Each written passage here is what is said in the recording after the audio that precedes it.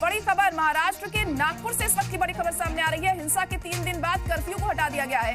नागपुर के सभी 9 इलाकों में कर्फ्यू हटाया गया। दोपहर 2 बजे से 4 बजे तक कर्फ्यू में छूट दी गई है।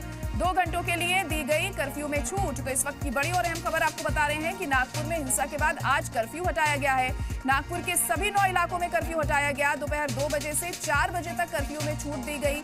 2 घंटे के लिए ये कर्फ्यू में छूट दी गई है। तो आपको बता दें कि नागपुर में जो हिंसा हुई थी उसके मद्देनजर यहाँ कर्फ्यू लगा दिया गया था। हालात काफी कशीदा यहाँ पर हो गए थे। तनावपूर्ण माहौल देखने को मिल रहा था, जिसके चलते यह अहम कदम उठाया गया था और 9 इलाकों में कर्फ्यू लगाया गया था। लेकिन आज थोड़ी राहत दी गई है कर्फ्यू में और 2 घंटे के लिए कर्फ्यू में छूट मिली है। 2 से 4 बजे तक तमाम लोगों को छूट दी गई।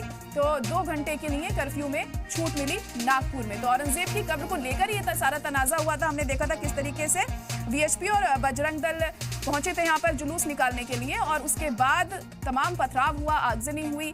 उसके बाद माहौल खराब हुआ और कर्फ्यू लगाया गया।